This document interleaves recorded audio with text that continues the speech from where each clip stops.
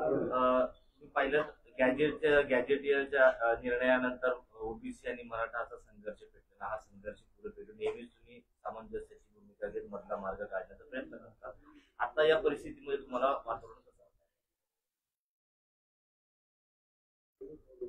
ज्यावेळेस सरकारचा निर्णय झाला त्यावेळी म्हणालो होतो की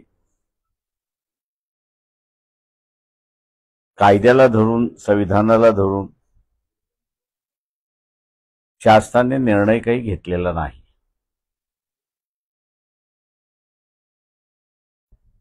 अगोदरही आम्ही असं भूमिका अशी घेतली होती की ओबीसीचं आरक्षणाचं ताट हे वेगळं असलं पाहिजे आणि मराठा समाजाचंही आरक्षणाचं ताट हे वेगळं असलं पाहिजे. या दोघांना एकत्र करता येणार नाही.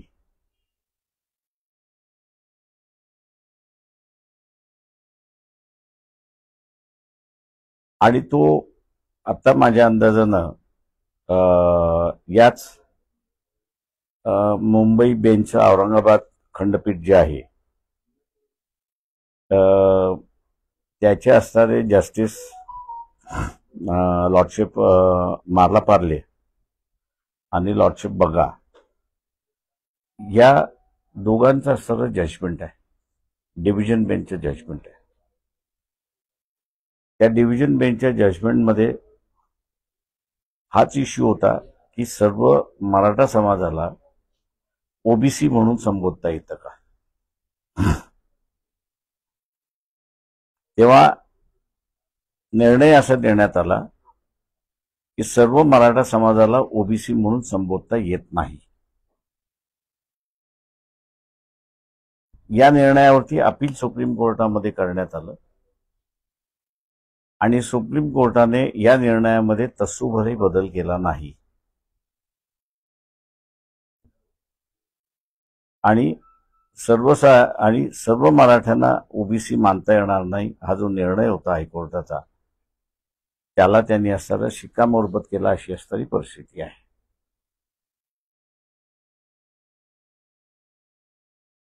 माझा इथे असणारा आता नाही मागच्या याच्यामध्ये आरोपच होता की इथला असणारा जो निजामी मराठा आहे या निजामी मराठ्याला आणि तो सत्तेमध्ये बसलेला आहे त्याला रयतेतला मराठा गरीब मराठा आणि ओबीसी यांच्यातलं भांडण लावायचं आहे. त्याला दुर्दैवाने मी असं म्हणेन की हे निजामी मराठा जे सगळ्याच पक्षामध्ये आहेत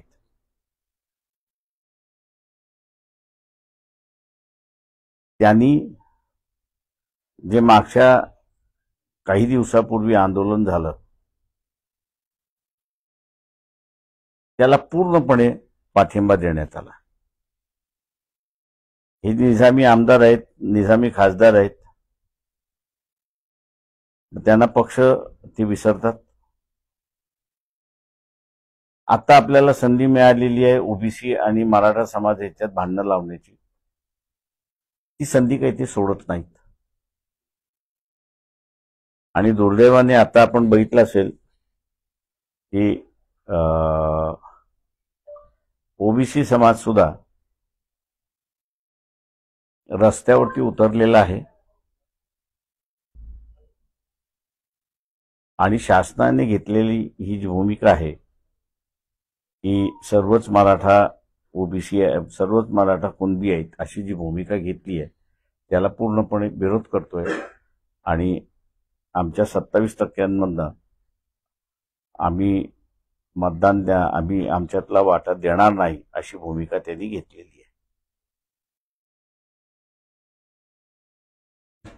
इथे मी असं म्हणेन की भारतीय जनता पक्षाने एका दगडामध्ये अनेक पक्षी मारले आणि स्वतःच्या पक्षाची असणारी जी भूमिका आहे की आरक्षण असूच नाही याच्याबद्दल गोंधळ घालायला सुरुवात केलेला आहे.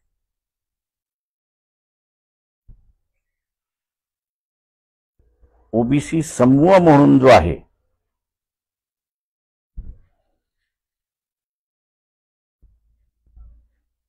यांनी आता लक्षात घेतलं पाहिजे की काल परवापर्यंत बीजेपी म्हणत होते आमचा डीएनए ओबीसी आहे.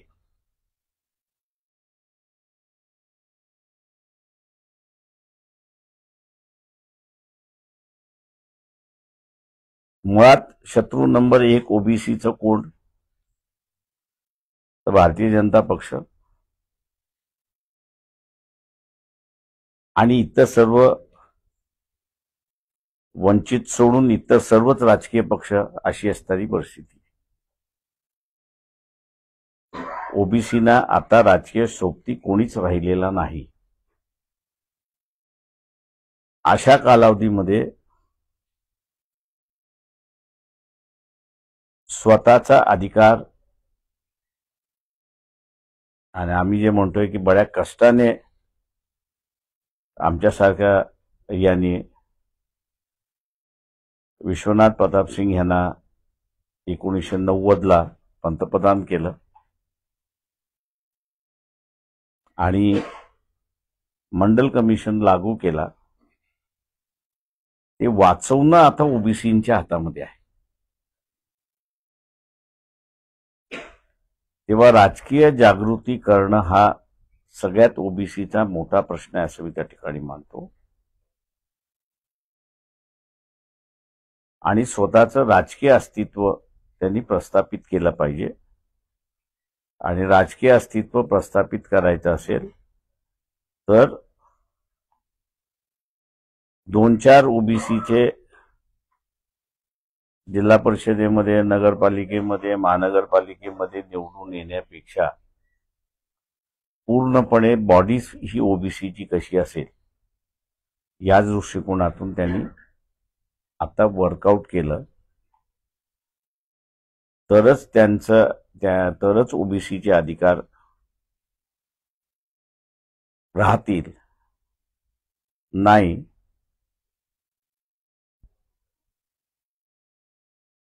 तर स्वतःकडे हा जो निजामी मराठा सत्तेमध्ये बसलेला जो आहे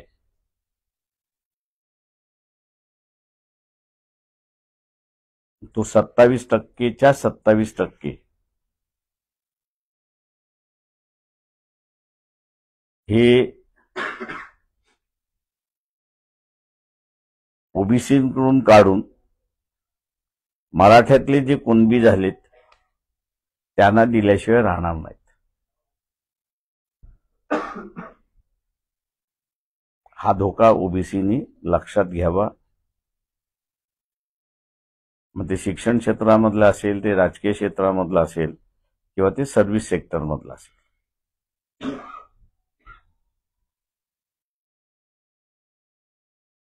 मनोज जरांगे पाटील असं म्हणतात की आमच्या या अध्यादेशाला जर चॅलेंज झालं तर आम्ही मंडल कमिशनला चॅलेंज करू आणि वरचे जे 2% आरक्षण देणार आहे मंडल कमिशनला चॅलेंज होऊ शकतो. माझं 13 जजेसच्या बेंचचा असताना निर्णय झालेला आहे. आता त्याच्यावरती जर जायचं असेल तर मग असताना 15 जजेसच्या बेंचचा निर्णय आहे. आणि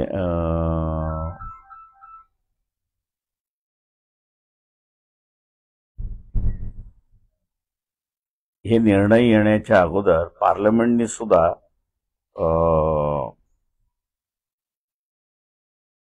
84-85 साली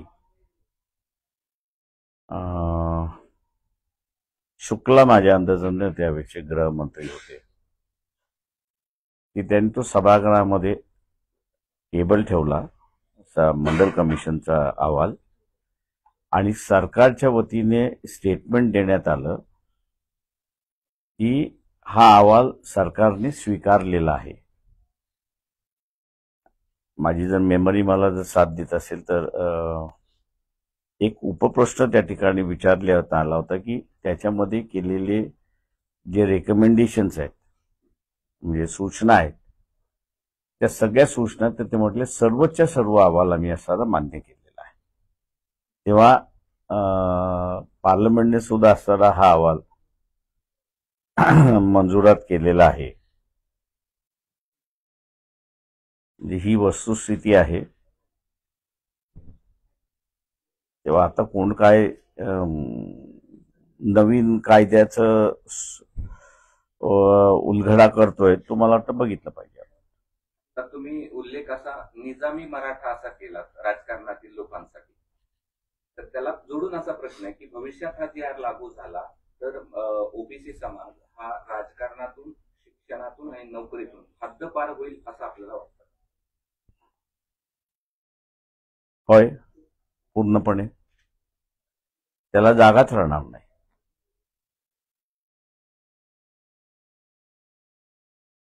निजामी मराठा कोण? तो राजकारणापुरता मर्यादित असे प्रश्न एक लक्षात घ्या की शिवाजी महाराजांचं असणारं राज्य, शिवाजी महाराजांचं राज्य हे आलुतेदार बोलुतेदारांचं राज्य. याला विरोध करणारं कोण? ते याला विरोध करणारं असणारं औरंगजेब होते. याला विरोध करणारं कोण होतं? तर इथला असणारं निजाम होते. इथला विरोध करणारं कोण होतं? बिजापूर होते. तर यांच्याबरोबर कोण कोण हे राहिले? जे सगळे ह्या त्या बदामी बरोबर होते त्यांच्याबरोबर जे राहिले आणि शिवाजी महाराजांच्या राज्याला असणारा विरोध केला, ते सगळे इथले निजामी राज्य, निजामी आहेत. निजामी औरंगजेबी काही म्हणा तुम्ही. आता नेत्यापुरतं मर्यादित ठेवताय की आणखी या प्रश्नावर जे आंदोलन करतात त्यांच्याकडे पण? प्रश्न असा आहे की शिवाजी महाराजांना ज्यांनी विरोध केला ते सगळे निजामी आमच्या दृष्टिकोनातून. कोणी, आम्हाला माहित नाही कोण आहे त्याच्यामध्ये. इतिहास बाहेर पडला की लक्षात येतं की हे शिवाजी महाराजांबरोबर होते की नव्हते. याच वक्तव्याला जोडून काल काही ओबीसी नेत्यांनी असं म्हटलं की मुंबईत ज्या लोकांनी आंदोलन केलं ते सगळी निजामी अवलाद आहे. त्यांचं अनालिसिस आहे, माझं नाही.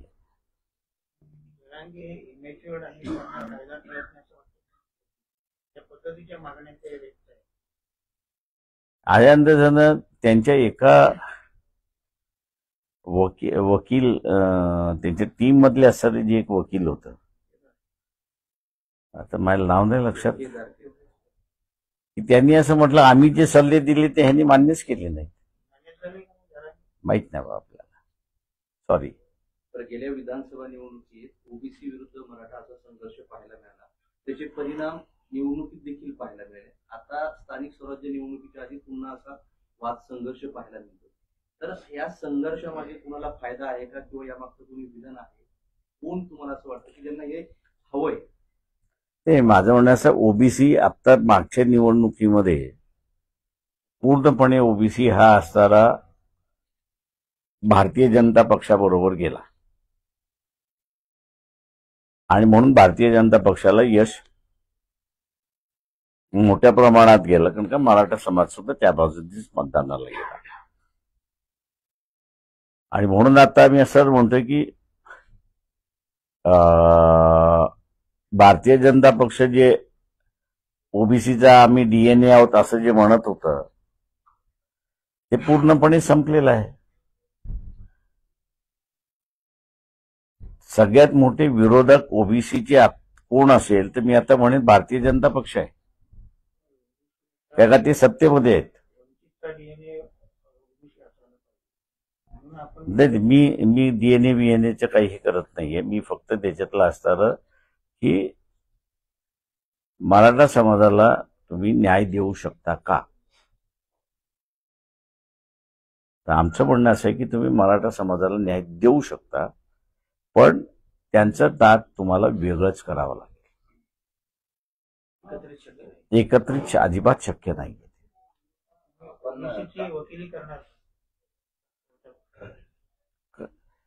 त्यांच्या बाजूनेच निकाल लागलाय सुप्रीम कोर्टापासून खालपर्यंत. आता त्यांनी त्याच्यामध्ये जी घुसखोरी होत चाललेली आहे ती फक्त त्यांनी थांबवावी. आपण कायद्याचे पण अभ्यासक आहात आणि आपण आरक्षणाचे पण जाणकार आहात. तर तुम्ही या GR कडे कसं पाहता, या नव्या GR कडे याचे फायदे आणि तोटे तुम्हाला म्हणजे काय मी दिसतात? तुम्हाला जसं सांगितलं की सुप्रीम कोर्टाची भूमिका मी तुम्हाला सांगितलं, त्याच्यातला 13 नंबरचा पॅराग्राफ आहे. मी जर 13 नंबरचा पॅराग्राफ आहे की त्या 13 नंबरच्या पॅराग्राफमध्ये त्यांनी असं म्हटलेलं आहे की सर्वच मराठ्यांना कुणबी म्हणता येत नाही, आणि कुणबी ही काही जात नाही आहे, तर व्यवसाय आहे त्याच्यामध्ये. आणि त्याच्यामुळे त्यांनी असं म्हटलं की सरसकट आपल्याला सगळ्यांना म्हणता येत नाही. आता GR मोठा की जजमेंट मोठं? 144 की 142 कायद्याच्या म्हणजे कॉन्स्टिट्यूशनच्या याच्याप्रमाणे ते it has become a law of the nation. म्हणजे सर्वच कोर्टांना तो कायदा मान्य करावा लागणार अशी असणारी परिस्थिती आहे. कारण का सुप्रीम कोर्टाने त्याला असणारं त्यांच्या बाजूने जजमेंट दिलेलं आहे. त्याच्यामुळे GR हा ज्याला आपण म्हणतो की एक शासनाचा निर्णय, त्या शासनाच्या निर्णयाला कधी बदलू शकतो आणि काही होऊ शकतं. त्याच्यामुळे तसा त्याला कायद्याचा अधिकार नाही. कायद्याच्या चौकटीत टिकेल हा GR कायद्याच्या मला नाही वाटत. तर म्हणतात त्याप्रमाणे राज्य सरकारच्या हातात हे काही नाही, नुकसानही केलं जाते. मुळात एक लक्षात घ्या की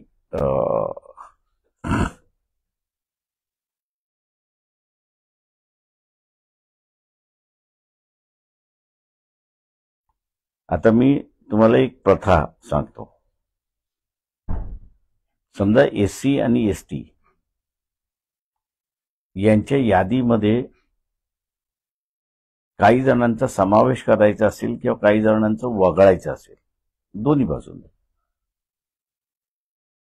तर ह्याची सुरुवात केंद्राकडून व्हावी लागते, समाज कल्याण खात्याकडून. आता समाज कल्याण खात्याकडून ज्यावेळेस ती होते त्यावेळेस ती समाज कल्याण खात्याला पत्र पाठवलं जातं राज्यांना की केंद्राचा निर्णय असा झालेला आहे की SC STच्या याद्या ज्या आहेत या तुम्हाला बदल काही सुचवायचा असेल, कोणाचं इन्क्लूड करायचं असेल, कोणाचं एक्सक्लूड करायचं असेल, तर ते तुम्ही असणारं घ्या. आता हे पत्र आलं तर कॅबिनेटला निर्णय घेण्याचा अधिकार नाही. कॅबिनेट फक्त तिथे असणारा सुचवतो असं की हे आपल्याकडे असं झालं पाहिजे. हे झाल्यानंतर सेंट्रल गव्हर्नमेंट मानतं कधी की हे तुमच्या विधानसभेमध्ये असेल किंवा विधान परिषद असेल, त्या विधानसभा आणि विधान परिषदेच्या समितीमध्ये याचा निर्णय झाला आणि वगळायचा किंवा कोणाला तरी आतमध्ये टाकायचा हा निर्णय झाला असेल, विधानसभेने घेतलेला हा निर्णय केंद्राला कळवला जातो आणि केंद्राला कळवल्यानंतर केंद्राला अधिकार नाही की हा मान्य करायचा की न मान्य करायचा. त्याच्यामुळे विधानसभेने एकदा मान्य केला की तो मान्य करावा लागतो, अशी असणारी परिस्थिती आहे. त्याच्यामुळे सिस्टम जी निर्माण केली ती एकाला कोणाला असणारा बॉस केला नाही.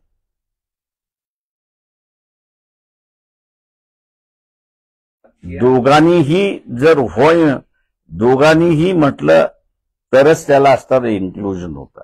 आता ही प्रथा ओबीसीच्या ह्याच्यामध्ये सुद्धा कोर्टाने मान्य केली की त्यांनी विधानसभा हे नाही म्हटलेलं आहे, पण त्यांनी असं म्हटलेलं आहे की इथं कमिशन, ओबीसीचं जे कमिशन आहे त्या ओबीसीच्या कमिशनने जर मान्यता दिली असेल तरच तुम्हाला असणारं इन्क्लूड करता येतं. आता इथे जो GR काढलाय तो ओबीसीच्या कमिशनकडे त्या पुढे गेलाच नाही अशी माहिती आहे. कायद्याच्या चौकटीत कसा टिकणार आहे काय अडचण? याच अडचण घेत की एक सिस्टम डेव्हलप केलेली आहे, त्या सिस्टम प्रमाणे जर तुम्ही गेला नसाल तर सुप्रीम कोर्ट असं म्हणतं की आम्ही मान्य करणार नाही. तुम्हाला दुसरं त्यांनी असं म्हटलेलं आहे की तुम्हाला सवलती देण्याचा अधिकार आहे का, तर सुप्रीम कोर्टाने म्हटले की होय, तुम्हाला सवलती देण्याचा अधिकार आहे. पण ज्याला तुम्ही सवलती देताय तो तुम्ही कुठल्या कक्षेमध्ये बसवताय ते कक्ष तुम्ही स्पष्ट केली पाहिजे. ते कक्ष तुम्ही जर स्पष्ट केले तर सुप्रीम कोर्ट असं म्हणतं की आम्ही तुमच्या बाजूने. ते कोष्टक जर तुम्ही बसवलं नसाल तर आम्ही मग तुमचा निर्णय मान्य करायला तयार आहोत.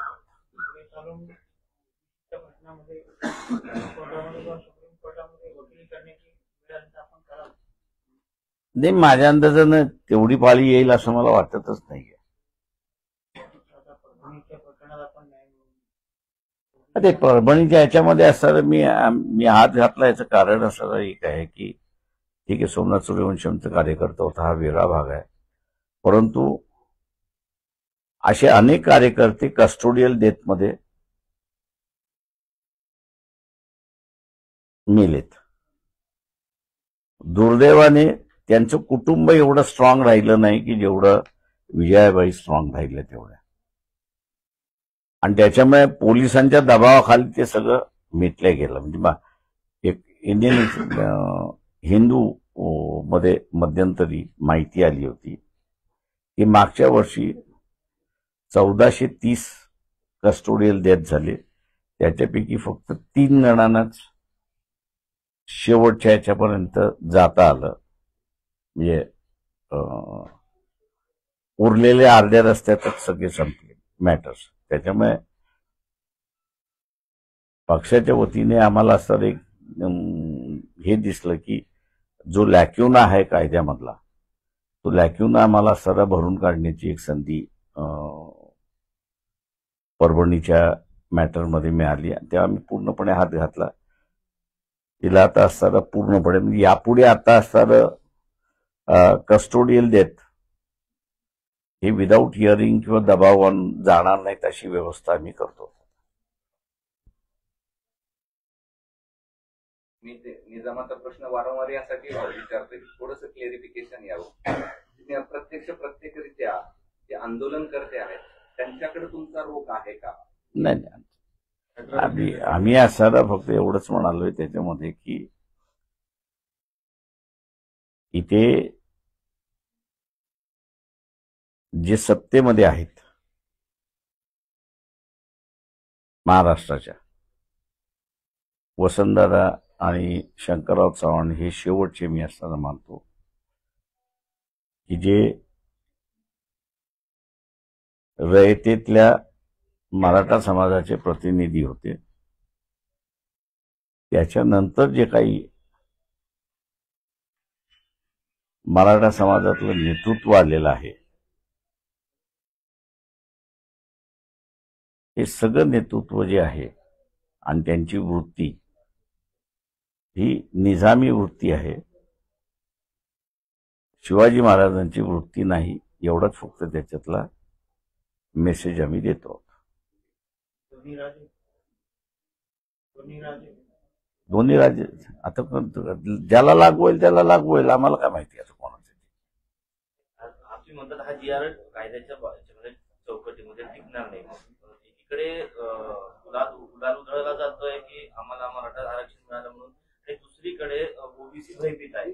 मग हा विरोधाभास कसा? विरोध कसला? विरोधाभास विरोधाभास म्हणजे कसला? टिकणारच नाही GR काढलाय.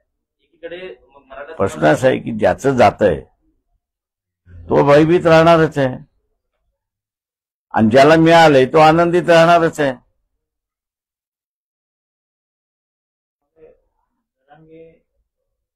सरसकटची भूमिका राहून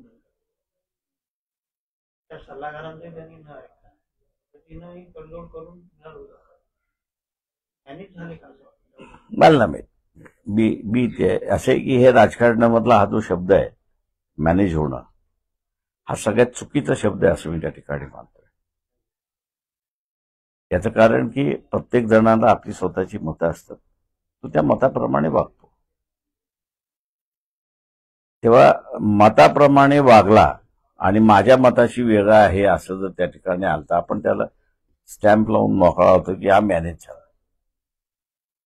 ही राजकारणातली विचार करण्याची पद्धत पहिल्यांदा चुकीची असं मी त्या ठिकाणी मानतो. मी आज जरांगेंना विरोध म्हणजे त्यांच्या भूमिकेवर प्रश्न उपस्थित करतात, पण कधी काही तुम्ही पण अंतर्वालीला गेले होते. मी त्यावेळेसही त्यांना सांगितलं होतं की तुम्ही वेगळं ताट मागा आणि ते कसं मागायचं, कशा रीतीने सिद्ध करायचं, काय करायचं, तुम्हाला आम्ही सगळं त्याच्यामध्ये हे करतो.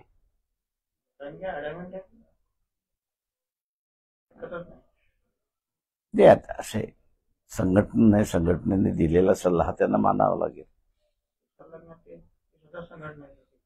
हा नाही, काही सल्लागार आहेत माहिती आहे. राजकीय सल्लागार ते मला माहित नाही. पण राजकीय सल्लागार. थँक्यू. चला, नाही सर, एक शेवटचा प्रश्न Thank आहे. you. त्यांनी 17 तारखेचं अल्टिमेटम दिलंय, जे सर्व काही सरकारने सांगितलंय, ज्यांची नोंदी नाहीये त्यांनाही प्रमाणपत्र देण्यात यावं किंवा तालुक्यात एक तरी द्यावं, अन्यथा मी पुन्हा आंदोलनाची भूमिका स्पष्ट करणार. शासनाने ते बघून घेतील. पण 8 दिवसात भूमिका बदलली. दूध आणि भाजीपाला मुंबईला बंद करून मुंबईचं दूध आणि भाजीपाला मुंबईचा डेली नीड्स ते बंद करू. 8 दिवसात चांगलं आहे. त्यांच्या मालकीची मुंबई कोणाचीच नाही, मुंबई स्वतःचीच आहे. मुंबई ही महाराष्ट्राची आहे, याच्याबद्दल दुमत नाही, पण मुंबई ही स्वतःचीच आहे. त्याच्यामुळे असं मुख्यमंत्री आणि प्राईम मिनिस्टर जिथं खेळत नाही मुंबईशी, ती तशाने विचार करू नये, का ते त्यांचा मार्ग ते काढतात. काल मुख्यमंत्री आले होते शहरामध्ये, त्या जीआरवर बोलताना असं बोलले की सर्व काही जुनच आहे, फक्त प्रक्रिया सुलभ करण्यात आलेली. मला काय समजलं नाही त्यांच्यातलं. जरांगे चल, थँक्यू मंडळी. जरांगे पाटील म्हणाले की तुम्ही ऐकतो तुम्हाला